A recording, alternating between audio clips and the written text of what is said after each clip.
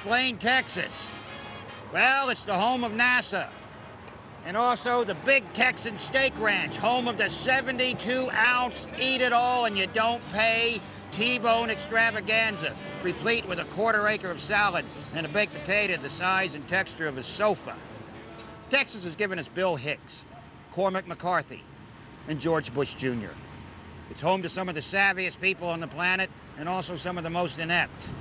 Texas could put a man on the moon, but they couldn't manage to get a president down the street without him getting shot in the head. Thus, it's hard to explain Texas, or why, when Texans leave Texas, they feel the need to brag about how they're from Texas. After all, people from Bognor Regis never strut around bragging about how they're from Bognor Regis.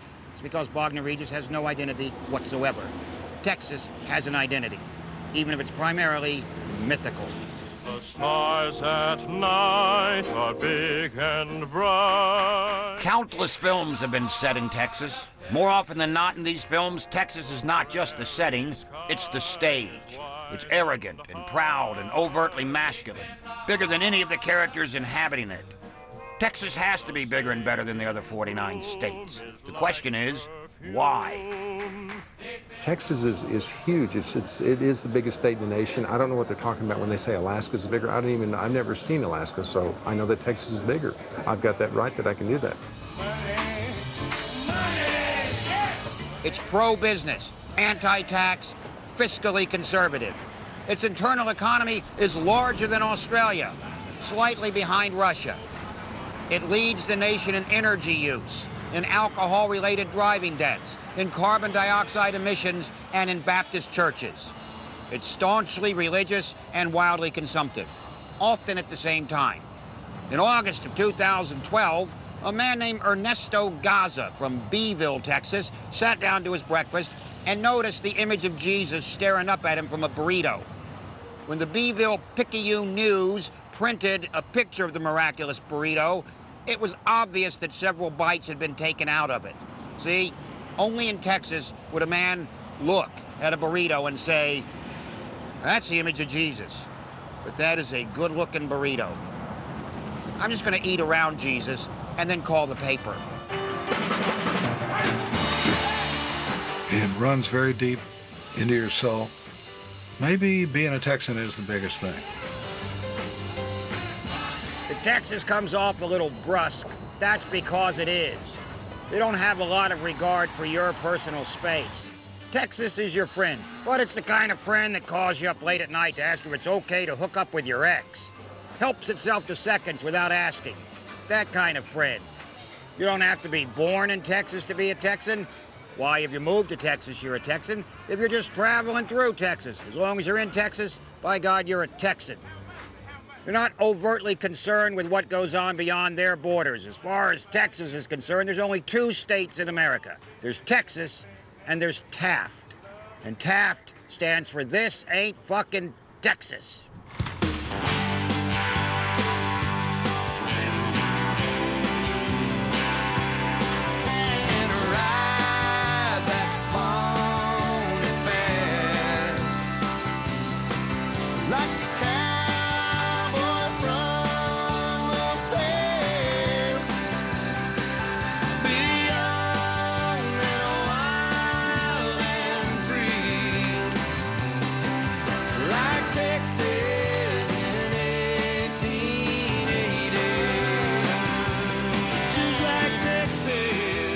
Only in Texas could they turn an anti-littering campaign into a declaration of identity. Most other states aren't quite as emphatic about their rules for behavior, but for the record, don't make eye contact with Mississippi. Don't call Oregon after 11 p.m. And don't you wish your girlfriend was hot like Nevada?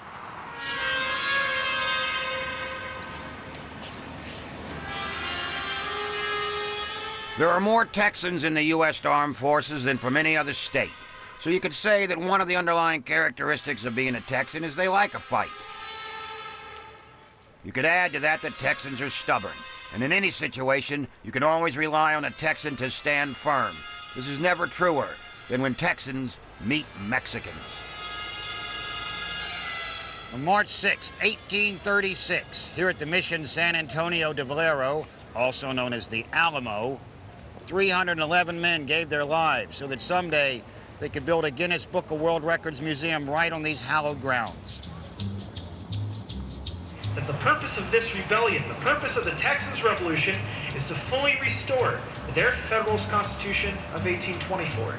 Every student in Texas is required to spend his or her 7th year studying Texas history. But what makes Texas Texas isn't its history, it's its myth. Its history and myth is so intertwined that it's impossible to envision the truth about this place. So they don't need to know all their history. They merely need to invoke that single eternal rallying cry, remember the Alamo. 185 men fighting to their deaths against a horde of 7,000 in the most savage hand-to-hand combat in history. And you will always remember the Alamo. Texas was once part of Mexico, and ever since a couple of hundred tenacious young men took on half the Mexican army in the name of independence, the Alamo has been a story close to every Texan's heart. Even Texans who don't know the Alamo story know that there's something called the Alamo that they're supposed to be proud of. And for some people, it's the pop culture that they know and not the real history. We kind of have to use it as a starting point to say, you know, John Wayne really wasn't at the Alamo.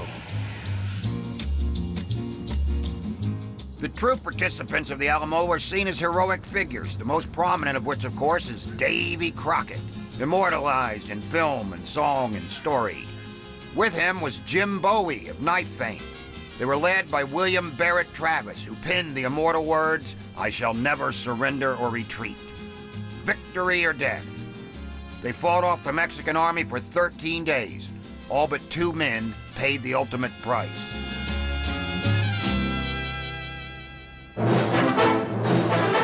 It's here at last, the monumental history-making motion picture. In film, the Alamo has been made twice. Ironically, both are incredibly forgettable.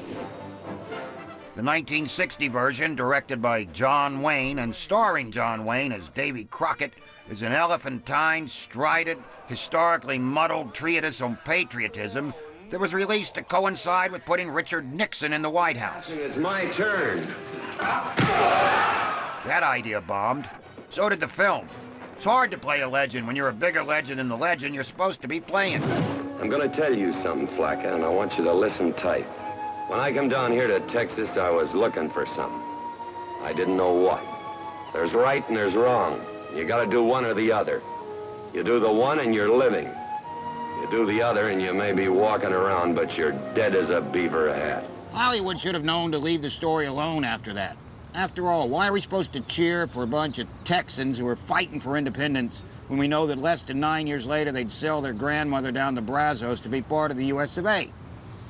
But in 2004, we get the touchy-feely Disney touchy-feely stone version of the Alamo. This one claims to be more historically accurate, which in films means it's only a matter of time before one of the characters does a voiceover as he's penning a letter home.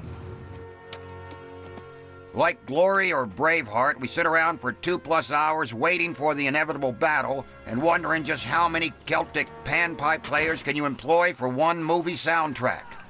Billy Bob Thornton takes over for the Duke, playing Crockett as some kind of glad-handing, toothy, good old boy who's never far removed from his own celebrity awareness.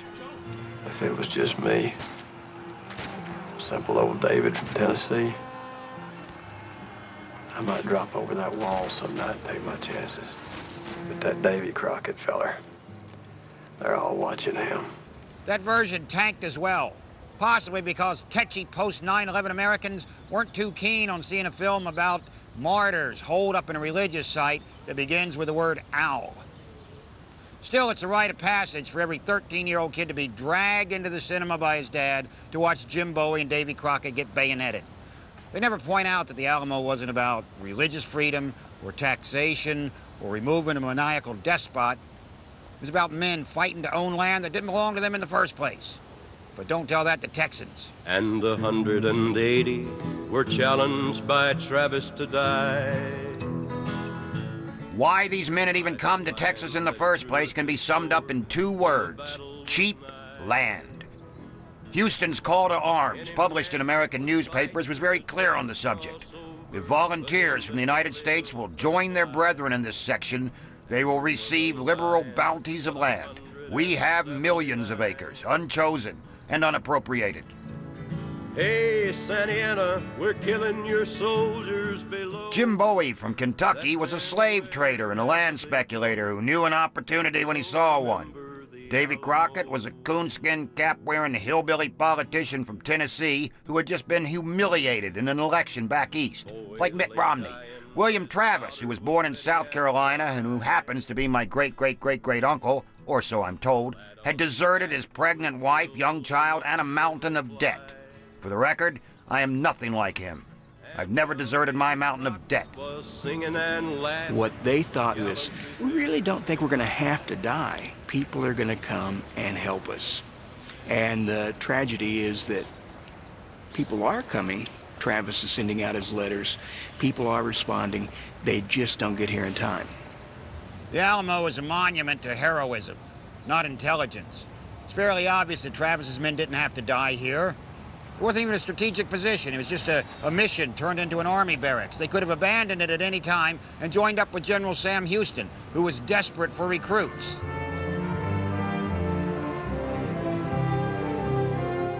Newspapers back east had a page-one story on their hands, and they mined it for all it was worth. An epic tale of Davy Crockett and his stoic counterparts fighting to the death. Thermopylae. And that is the core of Texas character even today. Us versus them. So the Mexicans came, the Texans were slaughtered, and to this day, Travis's words still fill Texans with misty-eyed pride. In 1999, America's Ryder Cup team was in danger of losing to Europe. George Bush Jr. sent a copy of Travis's victory or death letter to the golfers. A Texan golfer named Justin Leonard read those words and promptly went out and sank a 45-foot putt, and America won. The men at the Alamo did not die in vain. A month after the massacre, Texans rallied under General Sam Houston and crying, "Remember the Alamo," defeated General Santa Anna's entire army at the San Jacinto River. The battle lasted 19 minutes. Santa Anna turned all of Texas loose, and it became independent.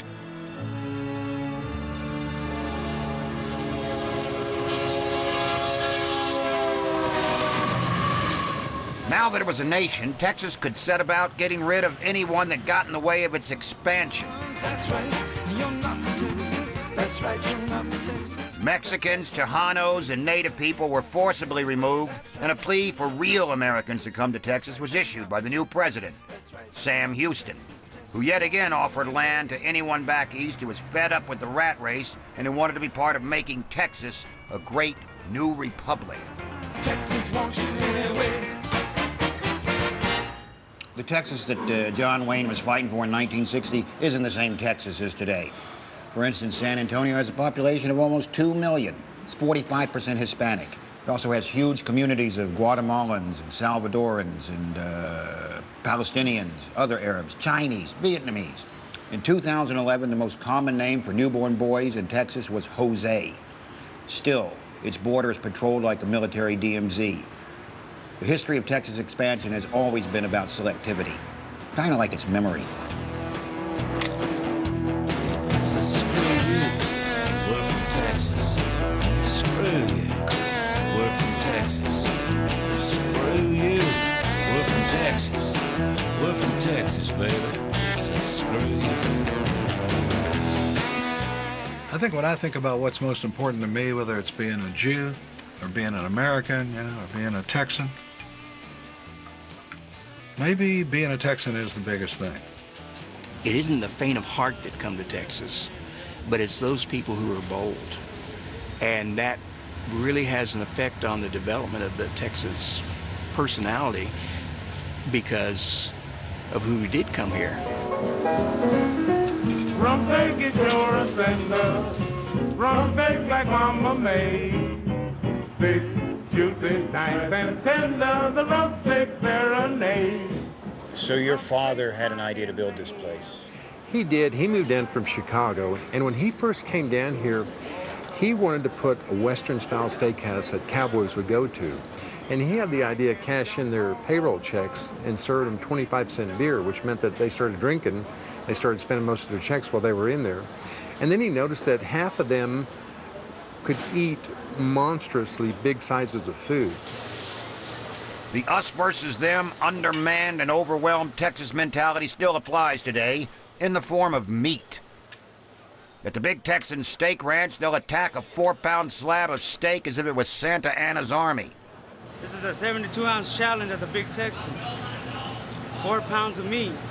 You have to hit the challenge. You have to eat this, a baked potato and 4 shrimps and a salad with 3 shrimps within an hour. If you do not finish it within an hour, it costs $72. Rum steak is sure a sender. Rum steak like Mama made. That's about half. I've only eaten half of this steak. So much pressure. There's no profile of people that do it. I've seen a young man that was 11 years old, ate the 72-ounce steak. I've seen a grandmother that was 68 years old do it. I've seen one man ate 2 of them in 1 hour. Did someone put you up to this? I was just driving down the road and saw the sign, and I had to stop. You got a long way to go. I feel like I'm going to be eating steak for the next couple days. It's the mystique of Texas. Is everything really bigger in Texas? Do we really eat a lot? Do we really all have oil wells and ride horses to work? Well, of course we do. I mean, we always have, always will do. But it's a challenge. It's like the battery on your shoulder. Come knock this off. Are you a real cowboy? Are you a real Texan? Are you big enough to be a big Texan and eat one of these steaks?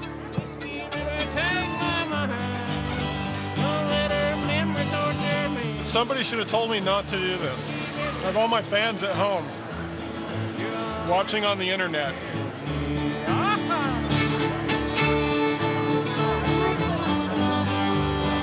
See, the genius of the Big Texan Steak is that it appeals to Americans by making them a mouth-watering offer, and far too late they realize they're in way over their heads. Around 2005, this exact economic model was adopted by bankers and mortgage lenders in America, which goes a long way toward explaining why our current economy is in the dumper.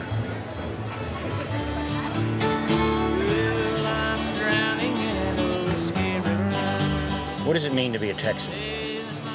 The right to wear a hat like this, a shirt like this, and a kerchief like this. It's being proud of the state. That's the honor of being Texan, the bragging rights.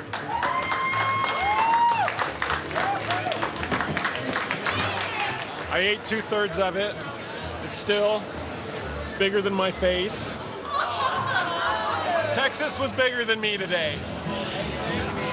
The 72-ounce steak challenge is a uniquely Texan experience.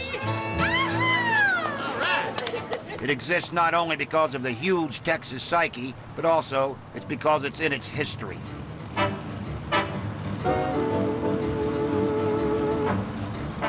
Out on the plains, down there Santa Fe, I met a cowboy riding the range one day, and as he jogged along, I heard him singing a most peculiar cowboy song. It was a ditty he learned in the city.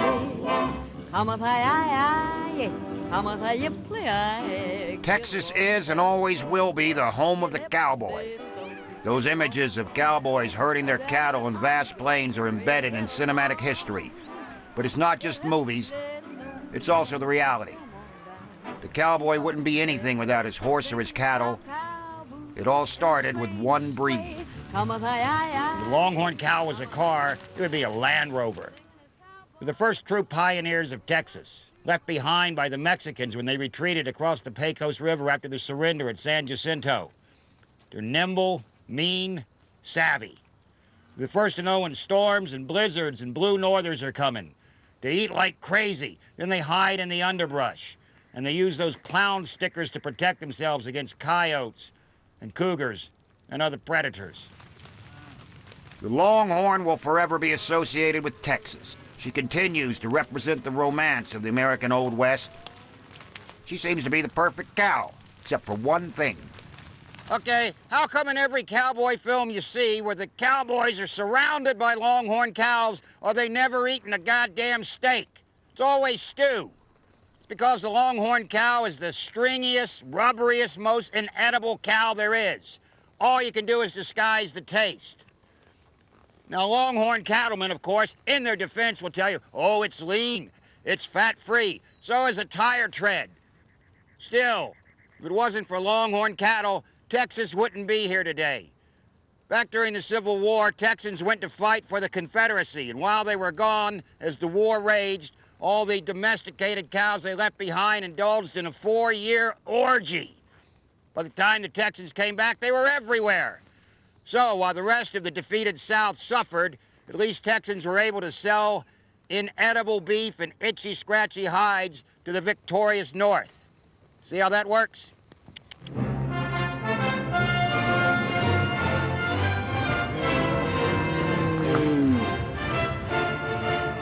Cowboys realized that with intensive crossbreeding with European cattle, the beef was of better quality. Made them 10 times more money up north. All they had to do was get the cantankerous suckers past 800 miles of roaring rivers, canyons, badlands, rustlers, bureaucrats who turned them back because they carried ticks which caused bovine influenza, also known as Texas fever. Also, hostile Indians. Not so hostile, but financially scrupulous Indians who charged them 10 cents a head to cross their land, to ultimately reach the nearest railhead at Abilene, Kansas. This route became known as the Chisholm Trail. Chisholm. Leave your smutty asides at the door, Britain.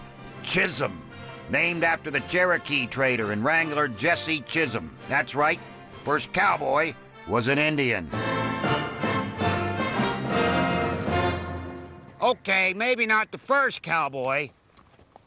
Seeing as how that term was invented by the Brits 150 years earlier as a translation of the word vaquero, as in buckaroo. During the Revolutionary War, the term cowboy was used to describe loathsome Americans who sided with the Brits. Today, it's a term used to describe loathsome Brits who put up siding. Ha ha! Still, Jesse Chisholm was the first cowboy with solid business acumen. The guy knew his stuff. In 1948, Hollywood wasn't ready for a story about an Indian becoming a cow entrepreneur, so it conveniently replaced Jesse Chisholm with John Wayne. Howard Hawks' Red River is still considered one of the greatest westerns ever made. The story opens in 1851 with a wagon train heading west from St. Louis to California. Among the travelers is Thomas Dunston, John Wayne. As wagons travel through North Texas, Dunston is impressed with the land and decides he'll leave the wagon train and head south with 2 cows and 1 bull to start a ranch. Give me 10 years and I'll have that brand on the gates of the greatest ranch in Texas. 10 years and I'll have the Red River D on more cattle than you've looked at anywhere. I'll have that brand on enough beef to feed the whole country. Good beef for hungry people. Red River is a stunning western stocked with grizzled galoots on horses and yodeling cowboys driving streams of cattle across spectacular countryside, and tough-talking set pieces between noble men of principle. But you don't have to look too closely to see that the movie's core lies the unstated assumption that it's the white man's right to take what he wants. When Dunston decides he wants to settle, he does the same thing to the Mexicans that the Mexicans did to the Indians before them. He just flatly lays claim to the land and lets his guns do the necessary paperwork. But I told you that. Don Diego, tell him that all the land north of that river's mine. Tell him to stay off of it. Oh, but the land is his. Where did he get it? Oh, many years ago by grant and patent, inscribed by the king of all the Spain. You mean he took it away from whoever was here before?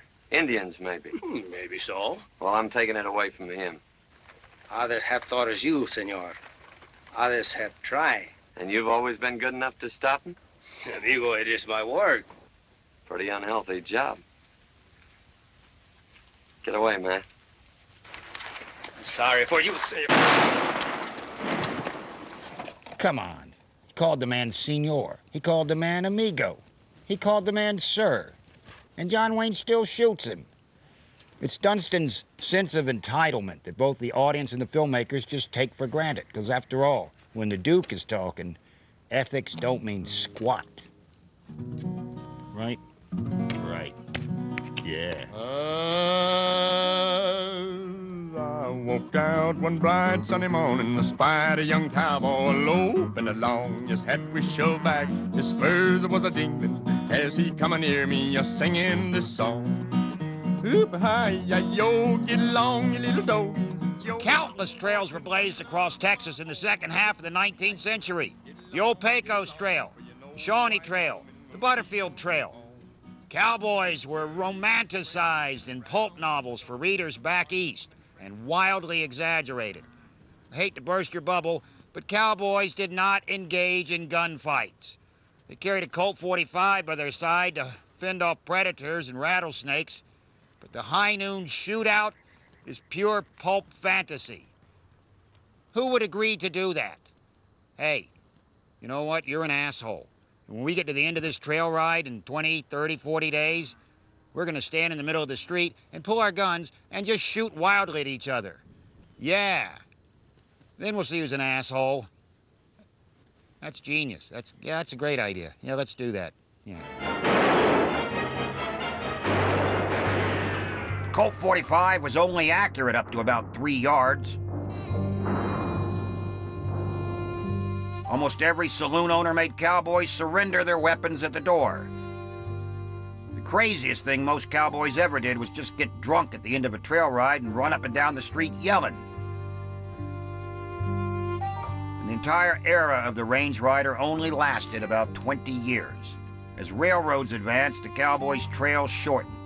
The truth is, the cowboy officially died in August 1878 when a man named Gustavus Swift figured out that if you put ice in the top of a boxcar, you could refrigerate beef for transport.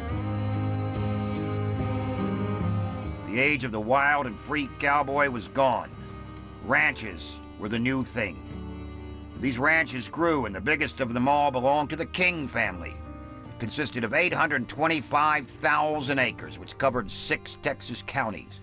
That's bigger than Cornwall. Even today, ranches cover a vast part of Texas and play a significant role in the state's economy.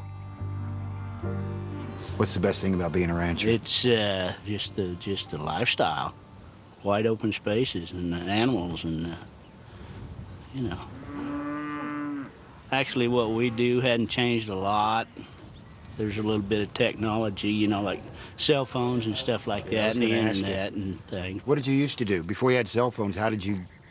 Well, you didn't. You would watch and see where the guy next to you was, and you would just take your time and make sure you covered the country. But I don't know that it makes us any better cowboys, so.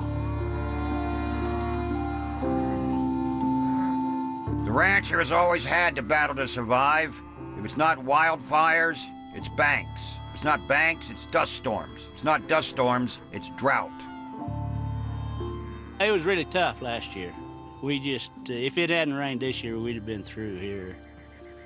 But we're gonna make it now, and we'll be able to bring some cows back, and we're gonna be all right.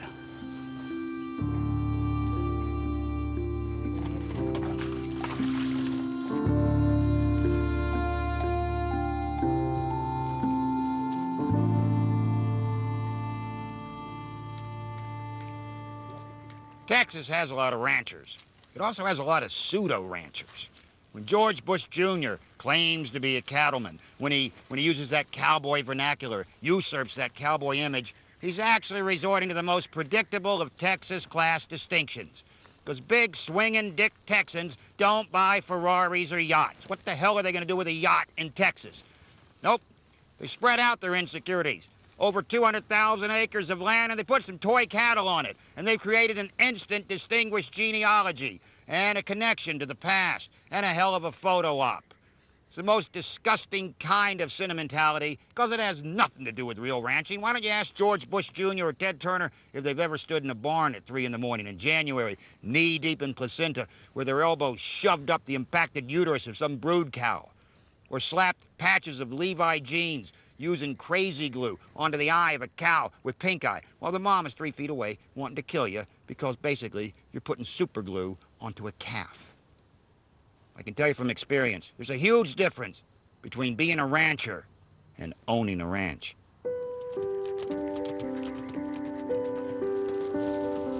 The seat of Texas manhood is and always will be in the saddle. That might be its greatest or its worst distraction, its obsession with symbolic frontiersmanship. Its writers, intellectuals, ranchers, oilmen, politicians, and musicians share that core ideal to perpetuate symbolism. They'll never give up on being cowboys. Early cowboys were riders first and last. They were broken in body, twisted in spirit. They worked the trail for 4 months, got paid $40 at the end of it, burned all their clothes, blew the $40, and started again. They were bruised by debt, loneliness, failure, disease, and untimely death. One of the most tragic figures imaginable.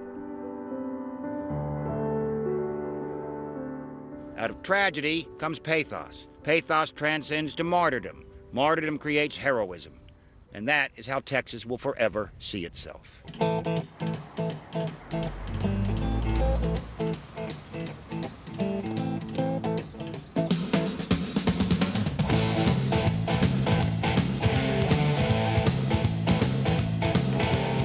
If you believe the stereotypes, Texans are loud. Many of them possess bulbous features, but they are vigorous. So on the surface, they're pretty much like the Irish. The difference, of course, is in what lies underneath the surface. In Ireland, it's potatoes. In Texas, it's petroleum. The discovery of oil not only changed Texas forever, but changed the destiny of the entire world. Texas was about to give us a new stereotype. The Stetson-wearing, loudmouth, cigar-smoking oil baron. Just beyond Beaumont is this obelisk honoring Spindletop, the first producing oil well drilled in the state. Here on January 10th, 1901, black gold gushed from the reserves of Texas, the beginning of a tremendous oil empire. The early part of the 20th century, oil was just a nuisance. It got in the way of farmers who were drilling for water, stank up the marshes of East Texas. Spanish explorers had used it to waterproof their boots. Snake oil salesmen sold it to cure indigestion. As far as refining oil, hell, that was something they did way up in Pennsylvania, not here in Beaumont. But a one-armed, ex-juvenile delinquent born-again Christian named Patillo Bud Higgins had spent some time in Pennsylvania, saw that oil was a fledgling industry, and he remembered a 15-foot high mound on the outskirts of his town. The residents of Beaumont had concluded it was just a salt dome because it was covered in salt. But Patillo Bud Higgins believed that underneath that salt was oil. Higgins had no formal understanding of geology. In fact, he'd quit school at the age of 12. But for some insane reason, he envisioned all of Texas running on kerosene lamps. Never mind that Edison's incandescent bulbs were already lighting up cities back east. In 1892, Higgins wrangled a cheap lease on the salt dome and convinced a water well driller to sink a drill bit into the earth. Well, they hit salt and quicksand. So Higgins found some more investors. They drilled. They hit salt and quicksand. For 9 years, Higgins kept poking holes into his stupid hill, running out of money, and then convincing various rubes they should invest in his project. Finally, at the end of 1900, in a last-ditch desperation attempt, Higgins took out an ad in a national magazine to lure more drillers. One person answered the ad. A Croatian salt miner named Anthony Lucas. Lucas had once been a captain in the Austro-Hungarian Navy, but somehow he'd ended up mining salt in Louisiana. Lucas arrived in Beaumont, and Higgins more or less turned the entire project over to him. In Pennsylvania, up to this time, if oil was found, it was usually around 50 feet. But Texans don't generally do things half-assed. Lucas and his team drilled to over 1,000 feet. The drillers that were on that rig, they had to solve so many problems to bring that well in. There are layers of quicksand, layers of rock, layers of quicksand, and you had to have new ways to get through the quicksand because nobody dealt with that. So they developed ways to do all of that. Those were very creative men. And then on January 10th, 1901, as two of Lucas's hired hands pulled up a drill to replace a broken bit, the ground suddenly began to shake. First, drilling mud bubbled up out of the hole and just shot into the sky, followed by rocks, then the rotten egg smell of natural gas, then the drill casing itself. 1,100 feet of pipe just hurtled straight up into the sky and slammed down like a javelin. They come out and they start cleaning everything up. It's mud, it's water, it is not oil. And the rig just starts shaking again. And the youngest one of those drillers was a fellow named Al Hamill. He went over and looked down the hole, and he could see the oil. I walked over and looked down in the hole there, and here this frothy oil was starting up.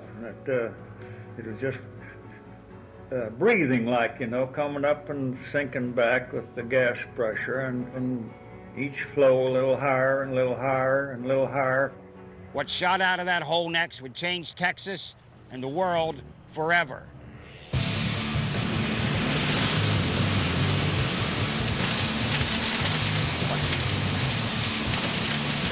That's right, water. Not water, oil. This is just a cheap recreation. It was the future. Cars, locomotives, and jetliners, and barbecues, and lawnmowers, and tankers, and shady wheelings and dealings with sheiks and tyrants and dictators and presidents. It came up in a huge gusher, and it covered everything. And Lucas was downtown. Someone called him, and he said, "What is it? What is it?" And they said, "Captain, it's oil." And it kept coming out of the ground for almost 10 full days, and it's too much. No one had ever seen a gusher like Spindletop. Higgins had hoped he might get 50 barrels a day from the dome. It shot out more oil than all the wells in America and Russia combined. And by the time it was brought under control and capped 9 days later, it had created a 38 million gallon lake of oil.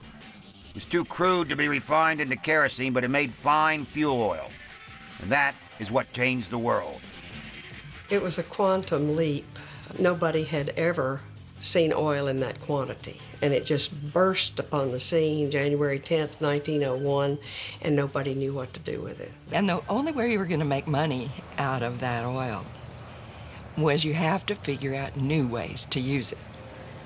So it set off this creative energy, I guess would be a good word for it, and people started looking for ways to use it. Otherwise, everyone is going to go broke.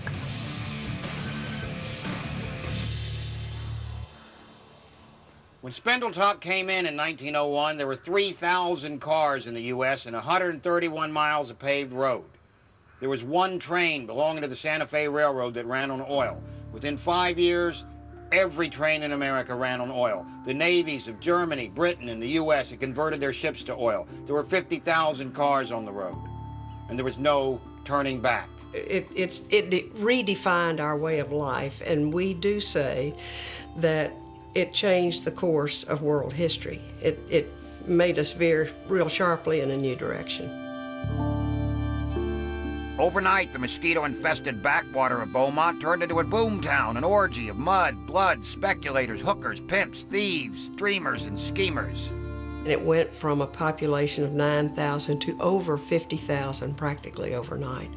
Charlatans, con men, legitimate oil men came in, of course, but you had saloon keepers, streetwalkers. We had a boy with the X-ray eyes who advertised that he could look into the ground and see oil under there, and actually he did find one well. And then he decided he better stop because he shouldn't abuse such a gift. It redefined Texas in terms of big oil, because many more fields were discovered after Spindletop. That was just the beginning. Everybody got the oil fever, and they just began exploring. Striking oil is easier than spitting here in Texas. Oil comes up no matter where you plant. But I'll bet you never caught a Texas. Call it petroleum, black gold, Texas tea, dinosaur juice. For the most part, it was still snake oil. Texans knew one thing about oil: how to get it out of the ground. They didn't have the money or the equipment to refine or transport it, so that's when all the pilferers and plunderers and petro-profiteers of Pennsylvania showed up like carpetbaggers of yore. They laid pipe. They put up storage facilities. They sucked up leases, and they generally fleeced Beaumont for everything they could get their hands on. They gave themselves epic names like the Sun Oil Company, the Texas Oil Company, Gulf Oil, just to let these backwood yahoos know who meant business. One company took the ironic approach, called themselves the Humble Oil Company. Later, they would change their name to Exxon. The Spindletop discovery started an oil fever that spread through Texas. The state was overrun with people looking to make a fortune. Oil seemed to be everywhere.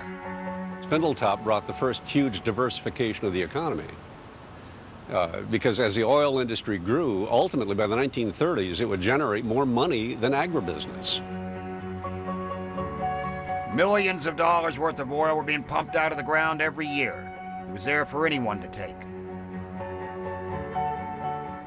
Imagine for a second growing up as a young man in Texas in the early 1900s. There's no culture, no academia.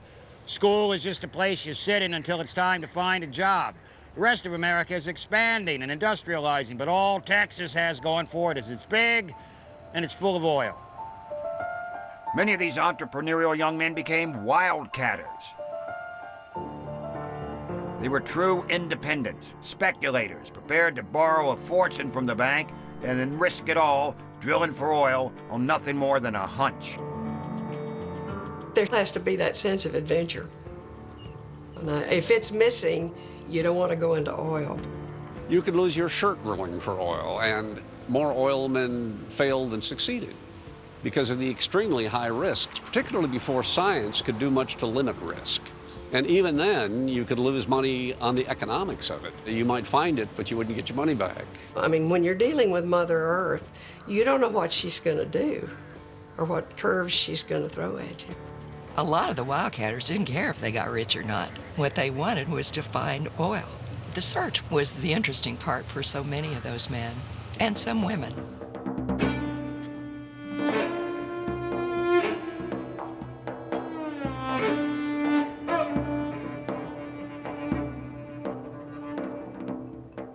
Nowadays, the most popular poker game in the world is Texas Hold'em. The players are dealt only 2 cards, then they bet on 5 communal cards. Everyone knows what's on the table. The winner is the one who can make the most of the paltry hand he's been dealt.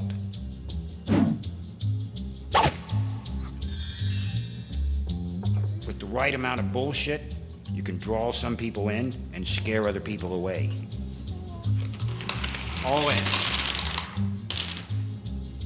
And that is what the Texas oil business was in the 1900s. One giant game of Texas Hold'em. Bluster and bullshit, jackpot or bust, win or go home. It wasn't hard making a fortune. It was hard keeping a fortune. Call. All in. Dead man's hand, 8s and aces.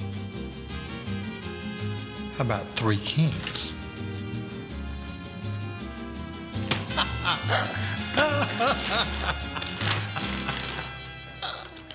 A lot of these young men figured out something very quickly. You didn't need a drill to poke holes in Texas. You just needed a fountain pen.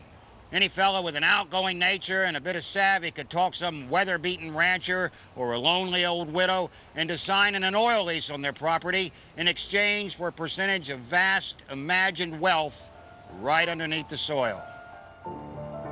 Leases were the currency, the monopoly money of the oil business. They were traded on muddy back streets amongst grimy oilmen, hucksters, and flim-flam artists. They were won and lost in poker games. Their values rose and fell on nothing more than speculation or rumor. Well, it wasn't hard to get a mineral lease, particularly during the 1930s, because farmers were in such tough shape during the Depression. The lease was signed, and ordinarily there was a bonus paid at the time. Then the lease contained clauses relating to how the owner of the minerals would be repaid for every barrel of oil and then how often he'd be paid and that kind of thing. That looked awfully good to farmers anywhere in Texas, to ranchers too. Probably only 1 in 1,000 leases ever led to drilling. Only 1 in 100 drillings ever produced oil. But when a well did come in, boom, shakalaka, ka-ching. It fueled another flurry of trading and speculation. These early day wildcatters were go for broke. Any one of them would have pissed in the Bacardi breeze of your modern day .com or hedge fund cowboy who imagines himself to be a rogue and a risk taker. Thank God I live now and not then, because I surely would have gotten into this myself. And I probably would have lost my shirt. And did it pay off for many? Yeah, it sure did.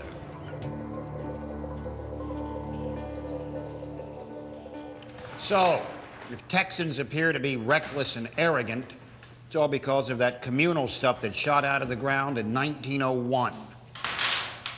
Should have recognized you from that painting. Here come the caricature of the Texas oil man quickly evolved. He was a suave, Stetson maverick, sipping bourbon and reveling in the adrenaline of the game itself. Have you ever heard of a wheeler dealer? He's a fellow who borrows millions, makes millions, spends millions. The wheeler dealer never loses, but Taxman loses. He usually does on a Henry Tyrone deal. You got me all wrong. You don't go wheeling and dealing for money. You do it for fun. Money's just the way you keep score. Or a high-rolling, white Stetson dimwit with no sense of anything except how to spend his money. Say, now, Henry, whatever it is you're on to, I'll take a fourth of it. And I'll take an eighth. I'll see you 8, and I'll raise you a fourth. the wheeler dealers and their hilarious wheeler dealer friends, Phil Harris and Chill Wills. Let's highball it to New York.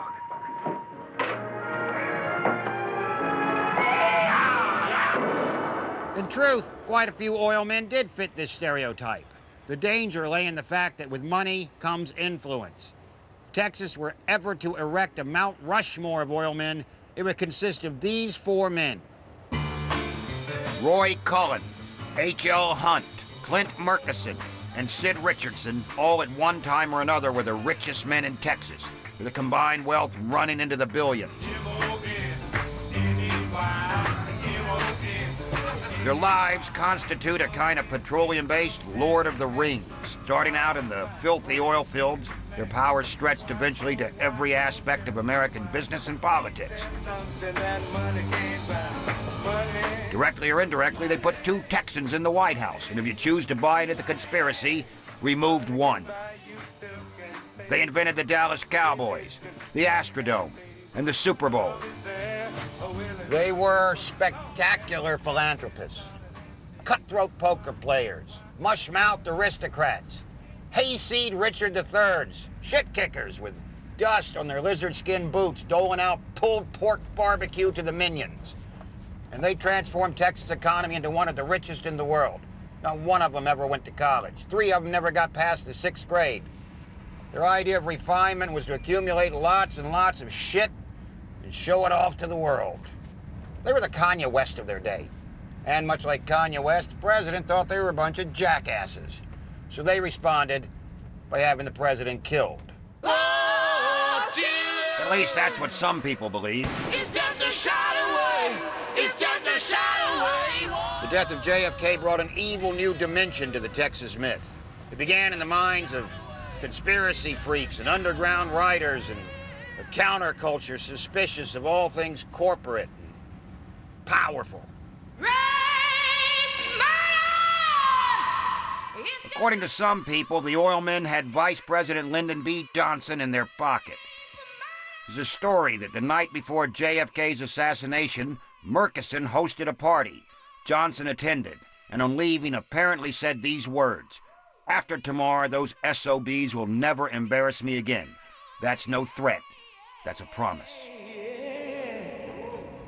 The idea that a cabal of nefarious tycoons could assassinate a president and plot a right-wing takeover? Just an idea too juicy not to take hold of the imagination. At this point in time, can you believe that Lee Harvey Oswald killed President John F. Kennedy by himself? Don't make your decision until you see executive action. In the last 2 years, Secret Service has established 149 threats against Kennedy's life from Texas alone. If they send him into hostile territory with no more protection than you and I would arrange for a favorite dog. 2 terms for JFK, 2 for Bobby, and 2 for Ted. Which makes action now imperative. What kind of action? Executive. Burt Lancaster. I'll take it from here, Bob. The Texas oil man might be dumber than a bag of wet mice, but now he was a right-wing nut job, intent on taking over the world, or even worse, destroying it. Dr. Strangelove. Well, boys, I reckon this is it. Nuclear combat toe-to-toe with the Ruskies. Of course, not everyone buys into that theory. These guys are all over the map in terms of their political affinities and their loyalties. I think Cullen would have had a lot of trouble supporting Lyndon Johnson, frankly. And I don't think he would have been at all happy to think of Johnson in the White House. The only one of the big four I really say almost certainly would have liked to have seen that would have been Richardson, but he died before it happened. So I think they've got the spotlight on the wrong area there. And asking the people of Texas to put their confidence in the Democratic Party once again. Essentially, no one will ever really know if these oil barons helped facilitate JFK's death. We stand for the things in which they've always... But it's left a big stain on the reputation of the Lone Star State. Say yes to the future. There are times that the history of this state leaves a great deal to be desired. I was in Europe right after the Kennedy assassination, and oh Lord, you didn't want to say that you had been anywhere near this place. And I was horrified too, just horrified. We stand for the things in which they've always believed. And I believe in 1960 that they're going to say yes to the future. They're going to say yes and put their confidence in our party. The simple trickle-down economic truth was that by the middle of the last century, Texas was cash-rich, but impoverished in every other way. Like the generations before them, they'd grown up surrounded by raw nature, hardship, deprivation. No one ever got rich quick selling cattle. Oil changed all of that. But the transition was too much for Texans to take. They'd always expected the wrong things of money, thinking if they just spent unstintingly, they could overcome intellectual or sexual poverty. So they went to town. Yee-haw! Just waving munificence and seeking desperately for that one single purchase that would seal their value in the eyes of the world. Could we have breakfast for breakfast? Mommy dear, mommy dear. They gotta have 'em in Texas, 'cause everyone's a millionaire. New Cadillacs, ranch-style houses, wall-to-wall carpet, shiny appliances, cowhide furniture, steer horn chandeliers, cowpoke bric-a-brac, everything big and gaudy, everything Texas-sized. People in Texas like to brag that in Texas you can get in your car and drive, and 3 days later you're still driving through Texas. The proper response to that statement is to reply, yeah, I had a piece of shit car like that myself once.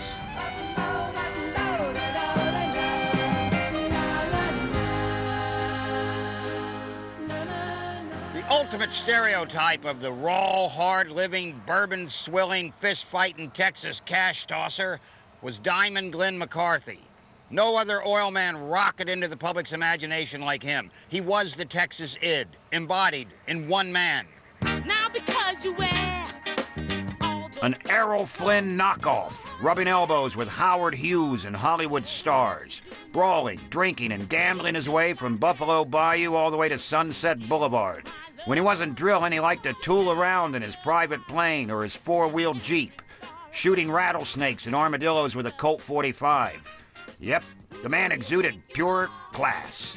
Mr. McCarthy belongs to a breed known as the Texas oil millionaire, almost all of whom were poor wildcatters before they struck it rich in oil. I was 26 years old and I made $1.5 million. By the time he was 33, he was thought to have been worth $300 million. That's $750 million in today's currency. And like most men with gargantuan egos, he decided to create a legacy for himself, his own Taj Mahal, his own Eiffel Tower. Probably no hostelry has become so famous in such a brief period as Houston's fabulous Shamrock Hotel. McCarthy's hotel took 3 years to build. It cost him $21 million. It opened on St. Patrick's Day, 1949, and it was decadent in every way imaginable. It was to have a 2-story lobby covered in emeralds, a 5-story parking garage, the largest theater in all of the Southwest, and a swimming pool with green-colored water big enough for water skiing. He wanted to have the biggest hotel in town, partly because that was a challenge to the Houston establishment. It's a mentality with him, I think, not economic practicality. He also had a roughly life-size oil painting of himself put by that downstairs elevator.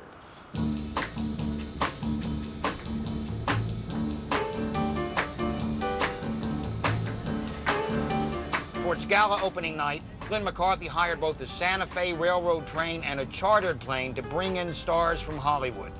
Dorothy Lamour was there as hostess. So was Robert Ryan, Kirk Douglas, Errol Flynn, Ginger Rogers, Lou Costello, Stan Laurel, Edgar Bergen and his wooden puppet, Charlie McCarthy, no relation to Glenn. It was all Klieg lights and taffeta, dripping diamonds and mink stoves.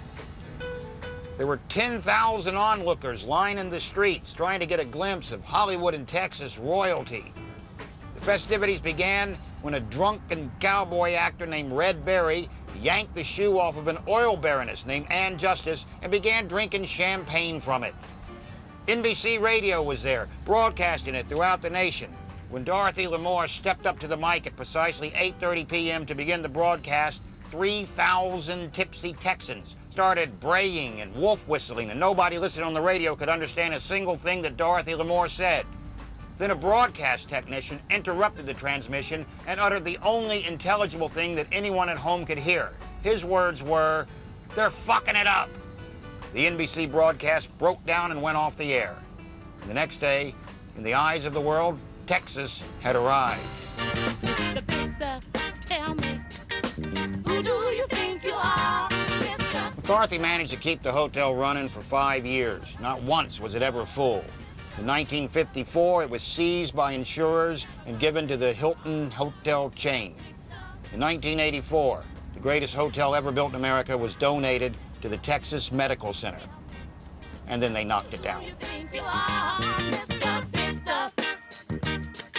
You're never gonna get my love.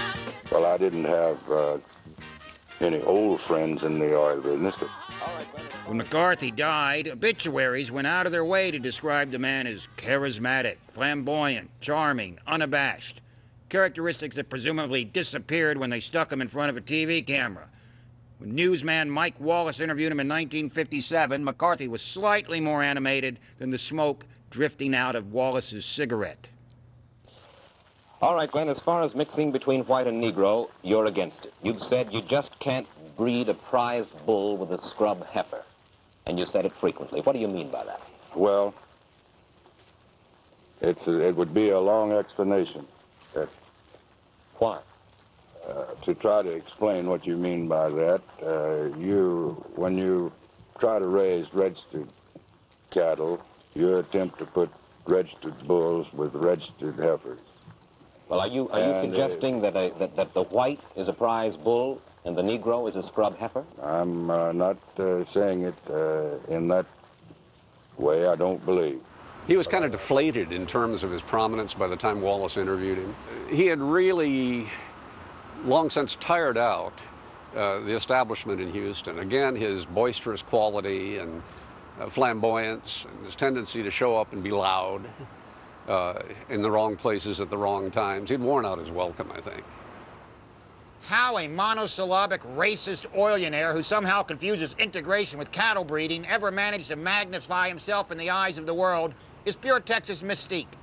But that's always been Texas' best PR stunt, mythologizing itself. Larger-than-life characters make Texas larger than life. Now, greatness returns to the screen.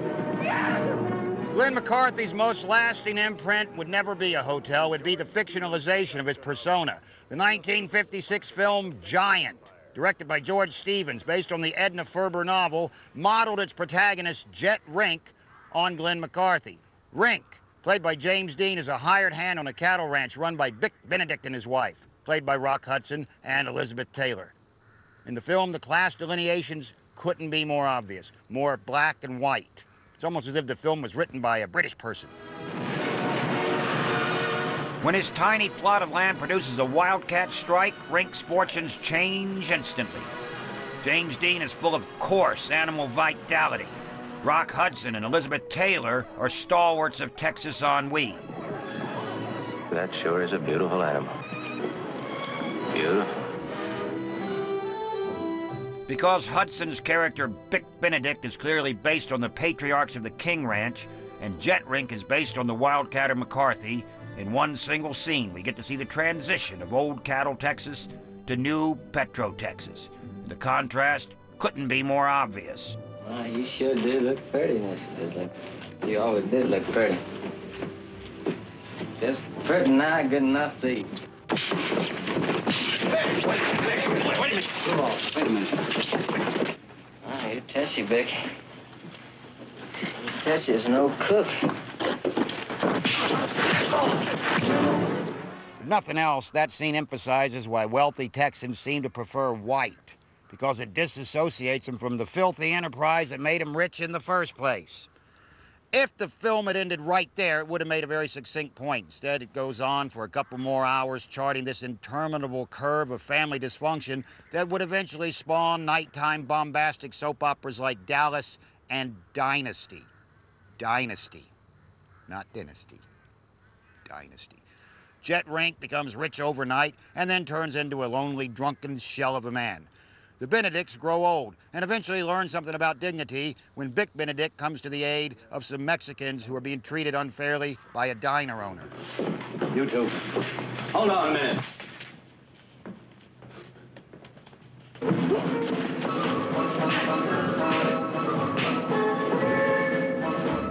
He never stood so tall as when he crawled. The film consists of lots of fistfights and dusty Texas vistas, and James Dean leaving method pauses between his lines that would have given Harold Pinter time to go out to the kitchen and make himself a sandwich. And I'm going to tell my husband I met with your approval. Oh, well, no, I wouldn't do that. I mean, well, no, Remember, in Hollywood, the term epic is always a euphemism for turgid. In the second half of the film, when Liz and Rock and James are supposed to look aged, it would appear as though George Stevens had hired a gay, colorblind kabuki makeup artist. Liz and Rock have blue hair and age lines painted on with a grease pencil. James Dean appears to have been spatulated and bears an uncanny resemblance to George Bush Jr. Realizing this is what it was going to look like later in life, James Dean opted to go out and die in a car crash right after the filming. Texans, of course, were outraged by the portrayal of themselves in cinema.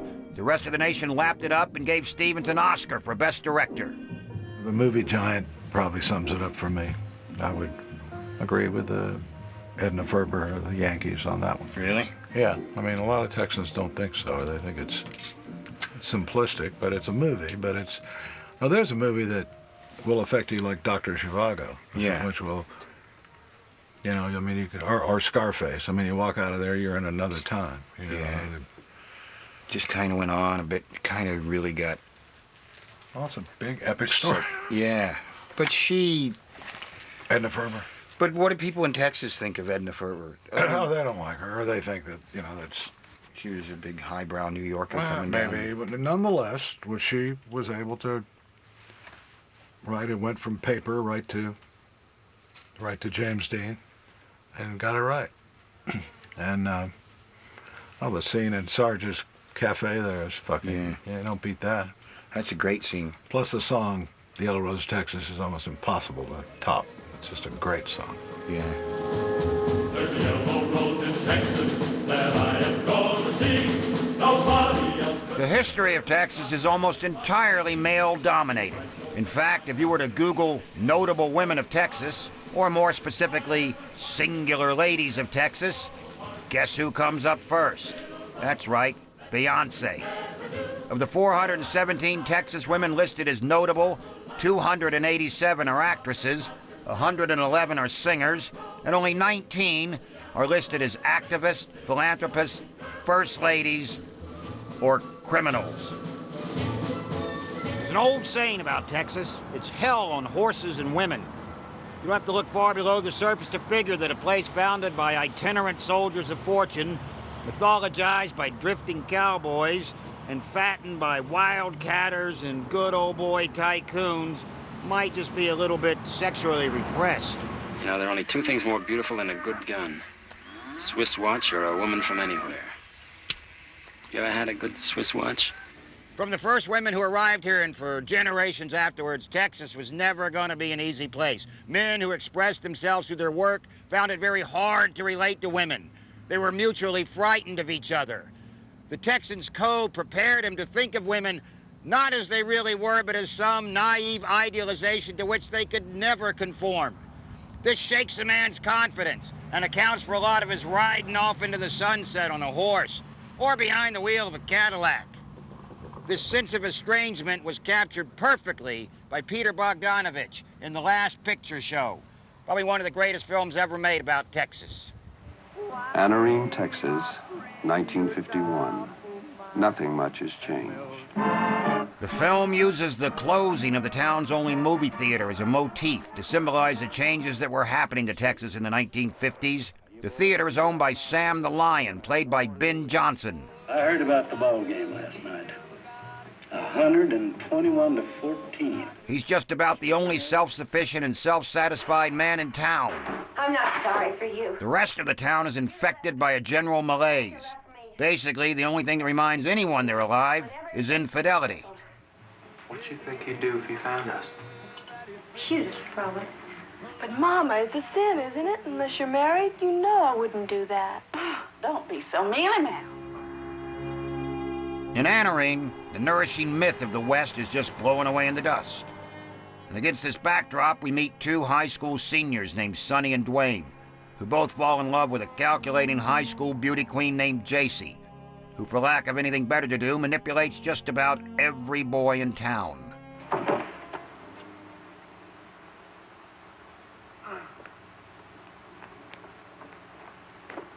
Oh, quit prison. I don't think you did it right anyway.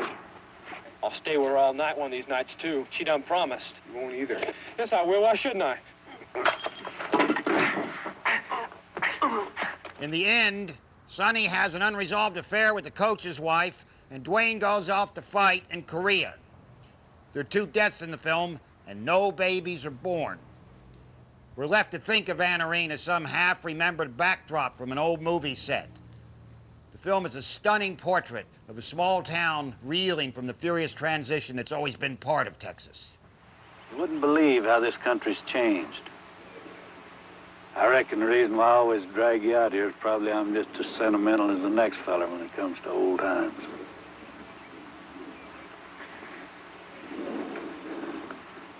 Old times. In HUD, another film based on a Larry McMurtry novel, Paul Newman plays a small-town Texan angry at the world changing around him. He wants to be a gunfighter, but there's no one left to fight. So he drives around town in a big Cadillac, getting into brawls and having affairs with women, using the only seduction technique that he understands. Did you ever ask? Well, the only question I ever ask any woman is what time is your husband coming home? HUD is a lost man in the changing West. This is most notable in his prized possession, a Cadillac, a machine. Old Texans related to horses, and a horse was something you had to depend on. But poor HUD is resigned to parading around town with a status symbol, a car he can barely afford, but the only thing that separates him from anyone else in town. In Texas, sex and money are generally interchangeable topics. Naturally, if you combine these two potent elements, you come up with the ultimate Texas caricature, the uber Texan, the Texan we all think of if we think of Texas at all. And that man, of course, is J.R. Ewing. Oh, don't be too sanctimonious. Rudolph Millington. The lady and I were together. The lady and I are in love. Say, do you have a young man named Rudolph Millington working for you? Well, I hate to be the one to tell you, but he's got no character at all. I'm afraid you're out of a job, Mr. Millington. Hold it right there, Rich. Are you actually trying to tell us that a vindictive, one-dimensional, crude, sexually dysfunctional star of some cheesy nighttime soap opera is actually the ultimate representation of the modern Texas man? That's exactly what I'm saying. J.R. Ewing is the metamorphosis from cowboy to urbanite. Oh, he uses a checkbook instead of a handgun, drives a Cadillac instead of a horse, but underneath is the same frustrated, ambivalent, emasculated Texas guy. The Western has never been a responsible genre. Took J.R. Ewing to step the Texans' image down from myth and romance, a load of old bullshit, to caricature, a new level of bullshit. But at least it knew it was being ironic.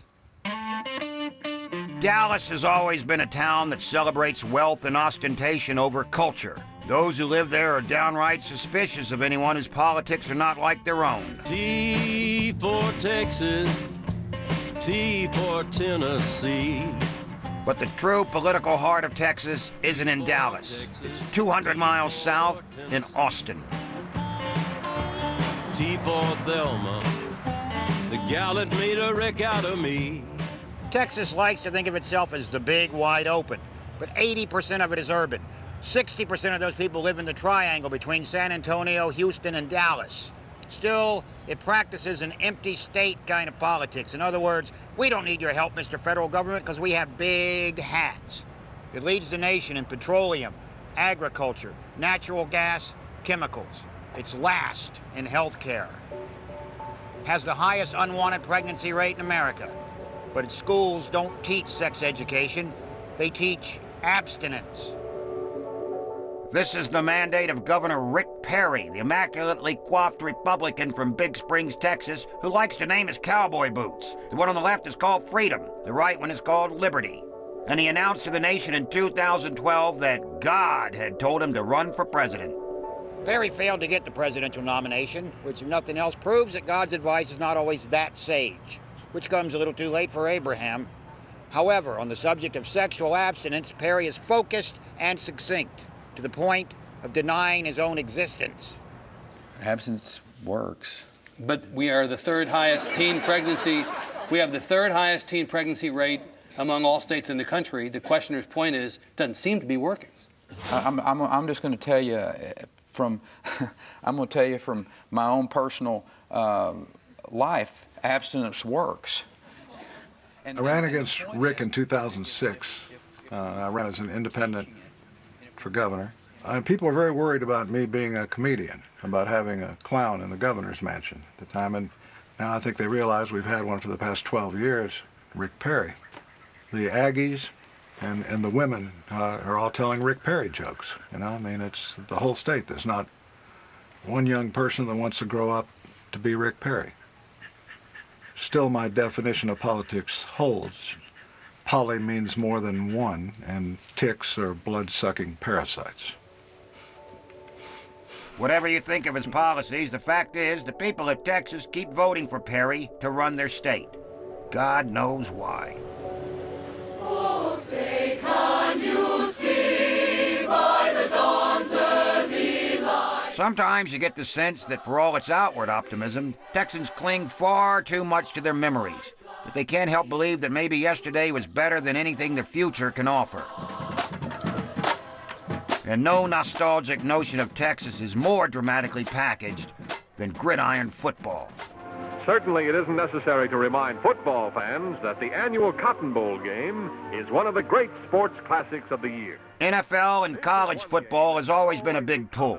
They can draw upwards of 80,000 fans to their games, and they all manage to behave themselves immaculately. And through it all, the crowd, though definitely partisan, plays the role of the sportsman to the visiting team. But only in Texas does this obsession extend to high school. The phenomenon known as Friday Night Lights.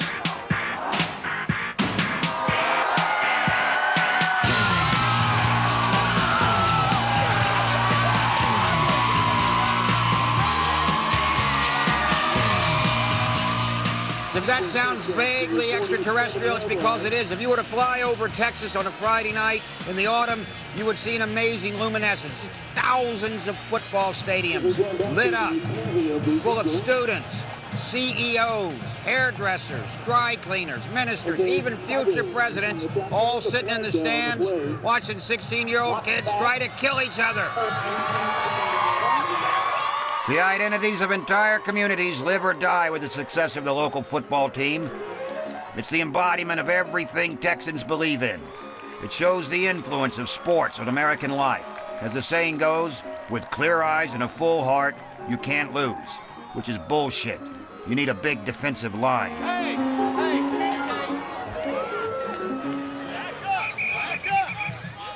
At the helm of this symbological order is the head coach. At most Texas high schools, he's more or less the king.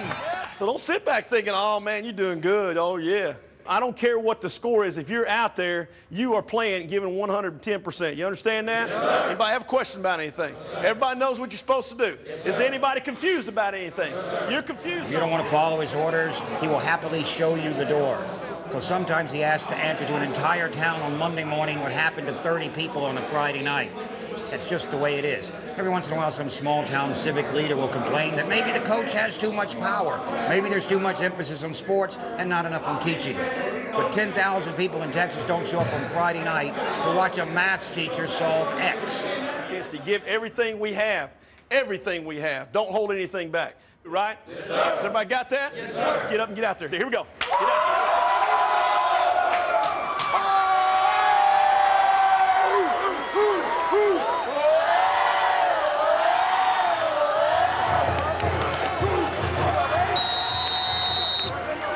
To the uninitiated Brit, American football may appear to be a bit chaotic. So let me explain what's going on this particular play. The quarterback, the designated team leader, hunches up behind the center player in a somewhat sodomitic position, surrounded by the company of his burly peers. He will execute a running play or a pass play, his option, with the understanding that the fans watching equate his athletic performance with sexual identity.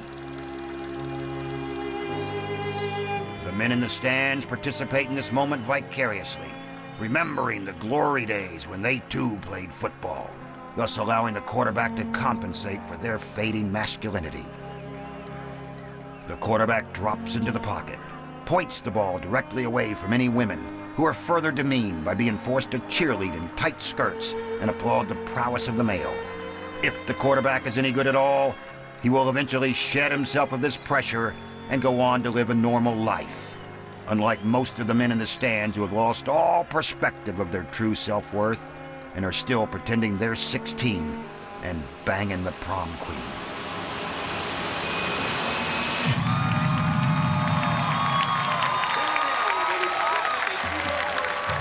Okay, maybe I'm being a bit too Freudian and over-analytical about a football game. Maybe it's just a chance for a bunch of hyperactive young men to blow off some excess energy by tossing around a pigskin. But Texans cling to certain rituals and identities with such fervor and passion that you can't help but wonder if they're afraid that those identities and rituals are going to disappear. In a very short amount of time, Texas went from being rural to urban, and it's that seething sense of abandonment that infects its psychology.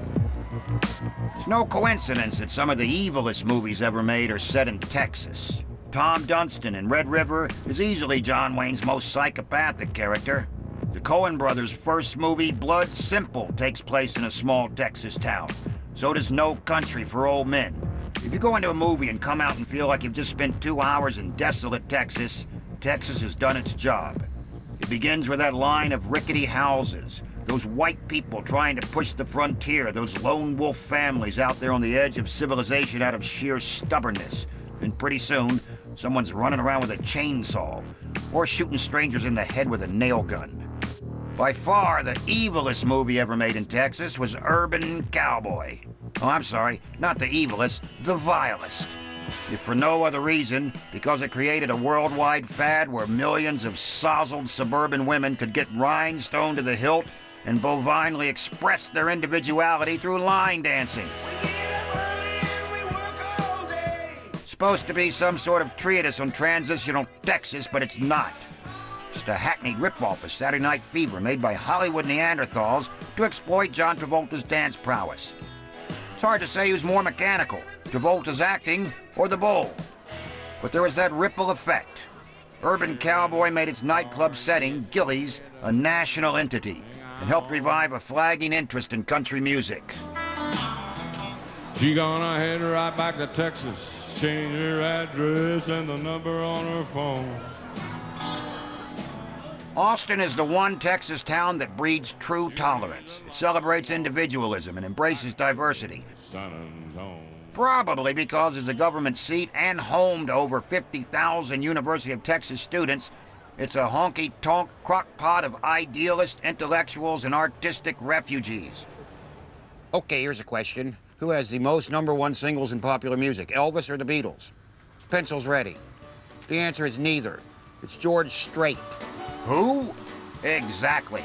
There's a good chance you've never even heard of George Strait. In Texas, that would make you a big fat loser. The man reigns. He set the standard. He set the standard for people like Clint Black to come along and kind of do the same thing. And pretty much every true country singer that's come after that, you can hear the George Strait influence. Huge influence. You know, he's one of the guys that never changed. I mean, he started doing straight ahead country from the word go, and he still does it. And he can still fill up venues, you know, huge venues.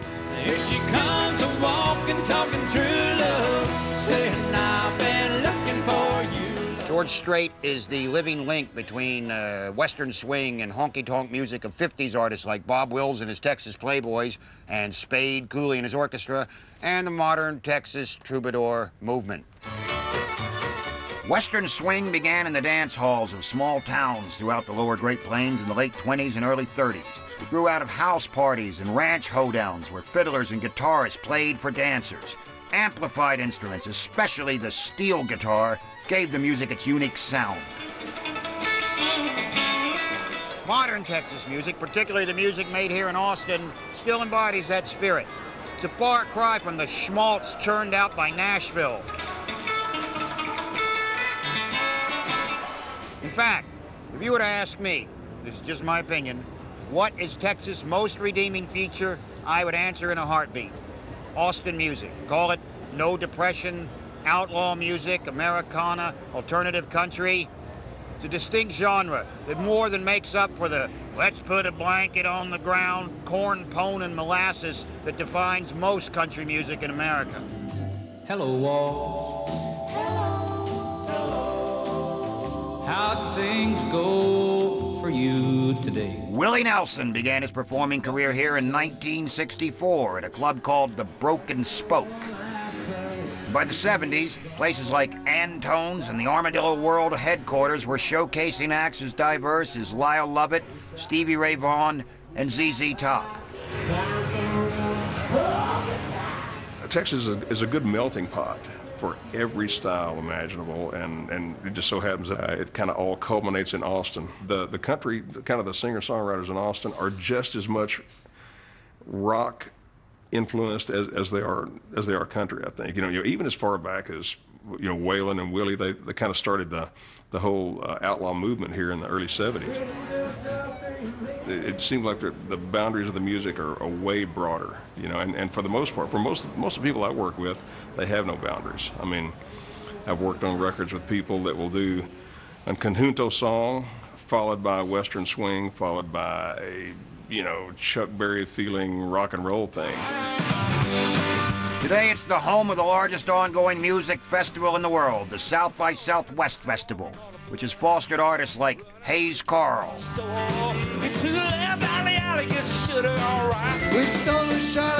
Robert Earl Keen, Kerry Rodriguez, and Lucinda Williams. Outside of Wichita, we got $900 and never did suspect the world the hurt would be in. I think the Texas music scene has driven the rest of the country somewhat. You know, as far as singer-songwriters, they kind of look to Texas to see what's happening first. And it is really strange how many musicians, whether they be black blues singers or country singers or today's crop of musicians, all seem to come from Texas. Well, you got all the right equipment, and it's working like it should. But before I drive it off the lot, I gotta make sure that warranty's good. The troubadour sound is plaintive and lyric-driven, and like most things in Texas, roots itself in frontier symbolism, though somewhat apologetically. To paraphrase Hayes Carll, boy, you ain't a poet, you're just a drunk with a pen. Just trust me, baby, I wouldn't think of doing you wrong.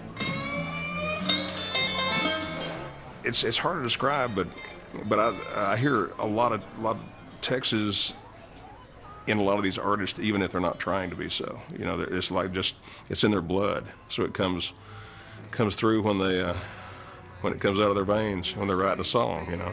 The road goes on forever and the party never ends. Part of what's great about Texas is the Buddy Holly effect, is why a guy like Buddy Holly could be so pure and original. It's because of where he was. He was in Lubbock. He was surrounded by endless miles of emptiness. He didn't have all the influences that we have today. I mean, if Buddy had been living in New York, would he have, or California, would he have produced anything? I doubt it. Willie, too.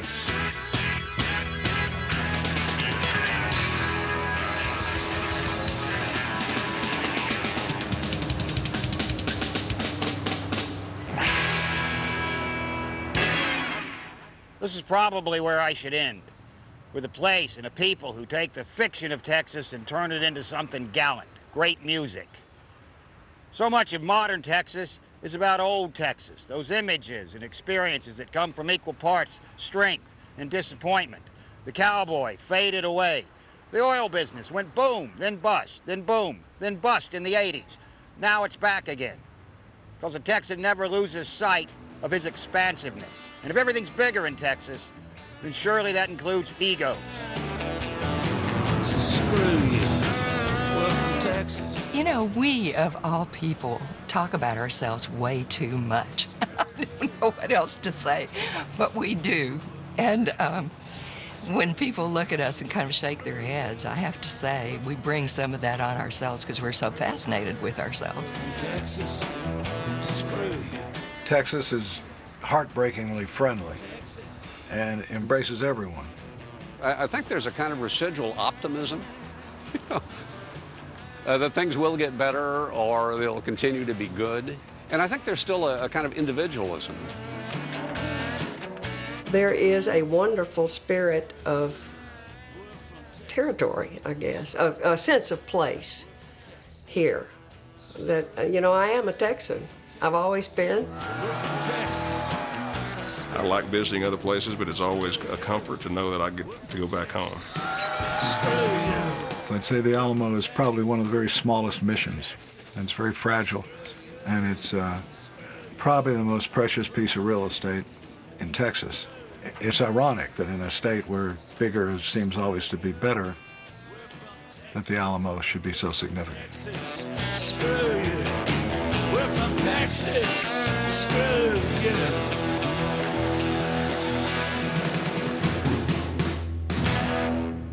When James Skilling, the CEO of Enron, graduated from Southern Methodist University in Dallas and applied to business school at Harvard, he was asked by the bursar, "Why do you feel you deserve to go to Harvard?" He said, "Because I'm fucking smart. I'm the fucking smartest guy in the room." Today, Skilling is serving a 25-year sentence for securities fraud and conspiracy after bringing down Enron and setting into motion the near collapse of the U.S. economy. So in his present situation, it's probably safe to say he is the smartest guy in the room. But that statement shows just how much he lost sight of his Texasness. He wasn't that guy on the emotional frontier with the big Texas sky behind him. He was just a guy in a room. And that ain't fucking Texas. All the way from Beaumont with a white rose in my hand. I could not wait forever, babe. I hope